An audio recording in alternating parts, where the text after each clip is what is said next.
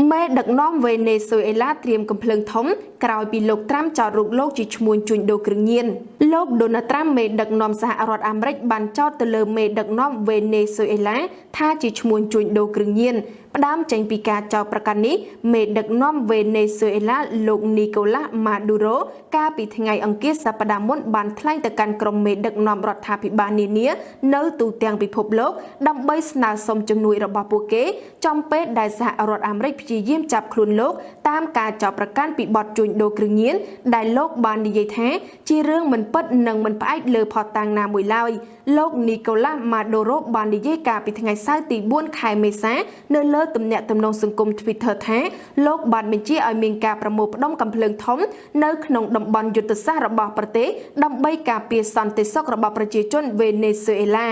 លោកបានបន្តថាខ្ញុំថ្កោលទោសក្រុមទាំងឡាយណាដែលទទួលបានហិរញ្ញវត្ថុពីប្រទេសកូឡុំប៊ីនិងសហរដ្ឋអាមេរិកដែលព្យាយាមប្រើអំពើហិង្សាដើម្បីបំផ្លាញស្ថិរភាពនៃប្រទេសកំណើតរបស់ពួកយើងការកត់សម្គាល់នេះបានធ្វើឡើងបន្ទាប់ពីលោកម៉ាឌូរ៉ូបាននិយាយនៅក្នុងកិច្ចប្រជុំថ្នាក់រដ្ឋមន្ត្រីនៅក្នុងទីក្រុងការ៉ាកាសកាលពីព្រឹកថ្ងៃសៅរ៍ថាក្រុមទាំងនេះជឿថាពួកគេអាចទាញយកផលប្រយោជន៍ពីជំងឺរាតត្បាតកូវីដ -19 និងការដាក់ពលរដ្ឋឲ្យនៅដោយឡែកដើម្បីធ្វើសកម្មភាពភេរវកម្មនិងធ្វើរដ្ឋប្រហារលោកម៉ាឌូរ៉ូបានបន្ថែមថាលោកបានប្រកាសអំពីការប្រមូលផ្ដុំកំភ្លើងធំនៅក្នុងក្របខ័ណ្ឌនៃសមយុទ្ធ Bolivarense ឆ្នាំ 2020 ដែលបានចាប់ផ្ដើមនៅពាក់កណ្ដាលខែកុម្ភៈដើម្បីត្រៀមប្រយុទ្ធសម្រាប់សន្តិភាពយុទ្ធសាស្ត្រឥតមេតាមែនកូវីដ -19 កំពុងផ្ទុះលោកដូណាល់ត្រាំចង់ដំឡើងពន្ធនាំចូលប្រេងឆៅខណៈពេលដែលមេដឹកនាំជាច្រើននៅក្នុងពិភពលោកបានដាក់ចេញនៅយុទ្ធសាស្ត្រផ្សេងៗដើម្បីទប់ទល់នៅផលវិបាកដែលបង្កឡើងដោយសារតែជំងឺកូវីដ -19 នោះលោកដូណាល់ត្រាំមេដឹកនាំរបស់អាមេរិកបានដាក់ចេញនៅយុទ្ធសាស្ត្រធ្វើឲ្យតម្លៃប្រេងនៅក្នុងប្រទេសឡើងថ្លៃលោកដូណាល់ត្រាំបានប្រមានថានឹងដំឡើងពន្ធនាំចូលប្រេងឆៅដើម្បីការពារបុគ្គលិកវិស័យថាមពលអាមេរិកពីផលប៉ះពាល់ទាំងដែលបង្កឡើងដោយការធ្លាក់ចុះនៃតម្លៃប្រេងដោយសារតែសង្គ្រាមដណ្ដើមគ្រប់គ្រងទីផ្សារប្រេងរវាងរុស្ស៊ីនិងអារ៉ាប៊ីសាអូឌីតនិងវិបត្តិកូវីដ -19 នេះបើតាមការចេញផ្សាយដោយទីភ្នាក់ងារព័ត៌មាន Reuters នៅថ្ងៃអាទិត្យទី5 ខែមេសាឆ្នាំ 2020 ថ្លែងប្រាប់អ្នកសារព័ត៌មាននៅក្នុងសន្និសីទសារព័ត៌មានដ៏ខ្លីមួយនៅឯសេតវិមានកាលពីថ្ងៃសៅរ៍លោកដូណាល់ត្រាំបានគូបញ្ជាក់យ៉ាងដូចនេះថាបើសិនជាខ្ញុំដាច់ខាតត្រូវតែដំឡើងពន្ធនាំចូលប្រេងឆៅពីបរទេសឬក៏ខ្ញុំដាច់ខាតត្រូវតែធ្វើអ្វីម្យ៉ាងដើម្បីការពារបុគ្គលិកក្នុងវិស័យថាមពលរាប់ម៉ឺននាក់និងបណ្ដាក្រុមហ៊ុនដ៏អស្ចារ្យរបស់យើងនោះខ្ញុំនឹងធ្វើអ្វីគ្រប់យ៉ាងដែលខ្ញុំត្រូវតែធ្វើគួរជម្រាបថាតម្លៃប្រេងឆៅពិភពលោកបានធ្លាក់ថ្លៃជាង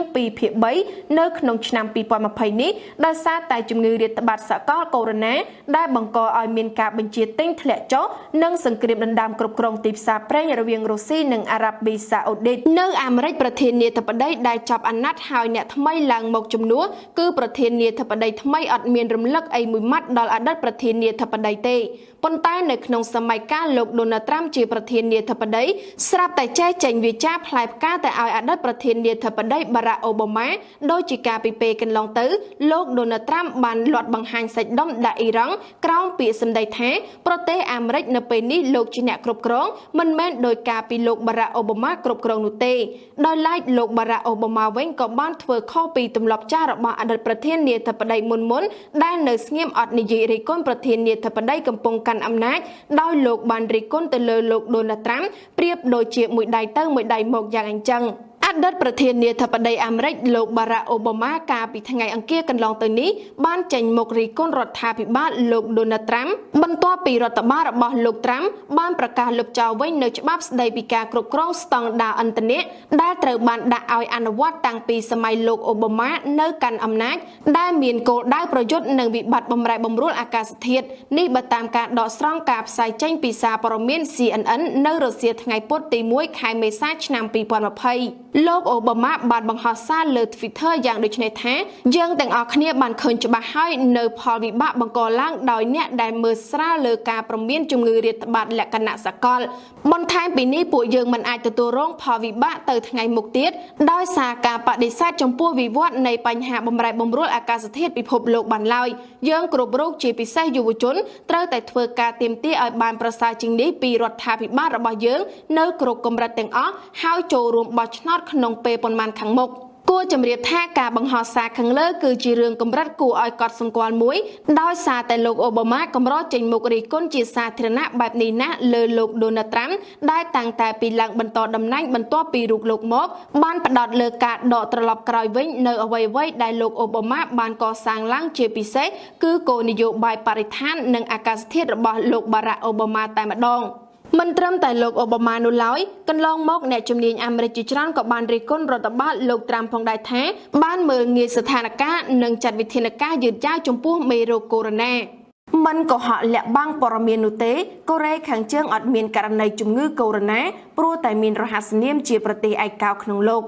ជាប្រទេសជាប់ភូមិផលរបងជាមួយនឹងប្រទេសចិនប៉ុន្តែបែរជាប្រទេសកូរ៉េខាងជើងអត់កើតមាននៅជំងឺកូវីដ -19 សូម្បីតែអ្នកឆ្លងមួយករណីក៏គ្មាននោះដែរនោះប្រកាសណាស់ថាមានអ្នកខ្លះអត់ជឿនោះទេប៉ុន្តែសូមកុំភ្លេចថាប្រទេសកូរ៉េខាងជើងជាប្រទេសមួយដែលស្ថិតនៅក្រោមការគ្រប់គ្រងយ៉ាងតឹងតែងបំផុតអត់មានទំនាក់ទំនងបើកទូលាយជាមួយនឹងអន្តរជាតិនោះឡើយរហូតគេដាក់រហស្សនាមឲ្យប្រទេសកូរ៉េខាងជើងថាជាប្រទេសឯកោក្រោយពេលផ្ទុះជំងឺកូវីដ -19 នៅក្នុងប្រទេសចិនខណៈពេលដែលប្រទេសឯទៀតអត់ទាន់បានចាប់អារម្មណ៍ចេញនៅវិធានការទប់ស្កាត់នោះមេដឹកនាំកូរ៉េខាងជើងបានដាក់ចេញនៅបទបញ្ជាយ៉ាងក្តៅគគុកបាញ់សម្លាប់ចោលមន្ត្រីព្រំដែនដែលធ្វើប្រហែសក្នុងការត្រួតពិនិត្យដែលធ្វើឲ្យកូវីដ -19 ជ្រៀតចូលក្នុងទឹកដីកូរ៉េខាងជើង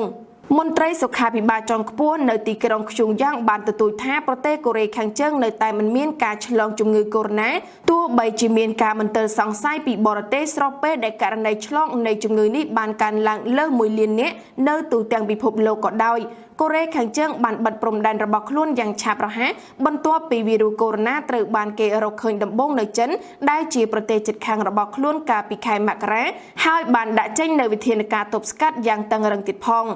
លោកផាមីយ៉ុងស៊ូប្រធាននាយកដ្ឋានប្រយុទ្ធនឹងជំងឺទ្រីត្បាតរបស់កូរ៉េខាងជើងបានទទូចថាកិច្ចខិតខំប្រឹងប្រែងនេះបានទទួលជោគជ័យទាំងស្រុងលោកផាកបានប្រាប់សារព័ត៌មាន AFP ថារហូតមកដល់ពេលនេះមិនមាននរណាម្នាក់បានឆ្លងវីរុសនេះឡើយនៅក្នុងប្រទេសរបស់យើងបានអនុវត្តនៅវិធានការជាមុនដូចជាការធ្វើអធិការកិច្ចនិងការដាក់ឲ្យនៅដាច់ឆ្ងាយសម្រាប់បុគ្គលទាំងអស់ដែលបានចូលប្រទេសរបស់យើងនិងការសម្លាប់មេរោគលើទំនិញទាំងអស់ក៏ដូចជាការបិទព្រំដែននិងបិទផ្លូវសមុទ្ររួមទាំងផ្លូវអាកាសផងដែរលោកប្រធានាធិបតីប្លាឌីមៀពូទីនបានប្រកាសថាពេញមួយខែមេសានេះនៅប្រទេសរុស្ស៊ីគឺជារយៈពេលឈប់ធ្វើការប៉ុន្តែនៅរក្សាទុកដដែលប្រាក់ខែរបស់អ្នកធ្វើការទាំងនោះហើយការឈប់នេះគឺដើម្បីពន្យឺតដំណើរសាយភាយនៃជំងឺឆ្លងរាតត្បាតបណ្ដាលមកពីកូវីដ -19 ខ្ញុំសម្រេចពន្យារបបនៃថ្ងៃឈប់ធ្វើការរហូតដល់ថ្ងៃ30មេសាតែម្ដងសេចក្តីនេះត្រូវបានលោកពូទីនថ្លែងក្នុងសន្ទរកថាថ្លែងតាមកញ្ចក់ទូរទស្សន៍ល្ងាចថ្ងៃ2មេសាទាំងបន្ថែមថាប្រាក់ខែអ្នកធ្វើការនឹងនៅរក្សាទុកសម្រាប់គេដដែលរបបឈប់នេះនៅរុស្ស៊ីដែលមានសុពលភាពតាំងពីថ្ងៃ28មីនាមកបានអនុញ្ញាតឲ្យយើងចំណេញពេលប៉ុន្តែការឆ្លងរាតត្បាតនៃ COVID-19 នៅក្នុងលោក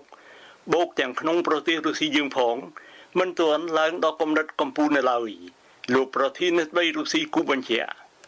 ដោយកត់សម្គាល់ថាការឆ្លងនេះមានកម្រិតខុសៗគ្នានៅតាមខេត្តចំណុះសហព័ន្ធរុស្ស៊ីហើយខេត្តខ្លះមិនទាន់រងគ្រោះឯណាលោកពូទីនបានត្បិតថាបណ្ដាចៅហ្វាយខេត្តអាចធ្វើជំរឿសតើសហគ្រាសឬអង្គការណាដែលនឹងអនុញ្ញាតឲ្យដំណើរការនិងតើរបបបង្ខាំងខ្លួននៅផ្ទះយ៉ាងណាដែលគេតម្រូវសម្រាប់បណ្ដាជនខេត្តខ្លួនពីឥឡូវរហូតដល់ដំណាច់សប្តាហ៍នេះមេដឹកនាំខេត្តត្រូវតែកំណត់ចង្កោមវិធានការដែលត្រូវចាត់ដើម្បីបង្ការដែនដីខ្លួនទាំងសម្រាប់សុខភាពនិងសន្តិសុខបណ្ដាជនទាំងសម្រាប់ស្ថិរភាពសេដ្ឋកិច្ចនិងហេដ្ឋារចនាសម្ព័ន្ធខេត្តលោកពូទីនមានប្រសាសន៍លោកប្រមុខរដ្ឋរុស្ស៊ីមិនបដិសេធឡើយថានឹងចាត់វិធានការបន្ថែមទៀតអាស្រ័យនឹងដំណើរវិវត្តនៃស្ថានភាពទាំងលើកឡើងថាបើស្ថានភាពអនុញ្ញាតនោះយើងនឹងលៃលោកកែតម្រូវរយៈពេលឈប់ធ្វើការនៅតាមទិសកាត់បន្ថយវាទៅវិញគោលបន្ថែមតមកទៀតយើងមិនត្រូវភ្លេចឡើយថាតើសំខាន់យ៉ាងណាដែលត្រូវត្រួតត្រងបណ្ដាជនឲ្យមានការធ្វើនិងមានប្រាក់ខែអាជ្ញាធរសុខាភិបាលរុស្ស៊ីបានអំពាវនាវទៅហើយឲ្យពន្យាសប្តាហ៍ឈប់ធ្វើការដើម្បីទប់ស្កាត់ការសាយភាយនៃកូវីដ -19 នៅគ្រាដែលចំនួនអ្នកឆ្លងថ្មី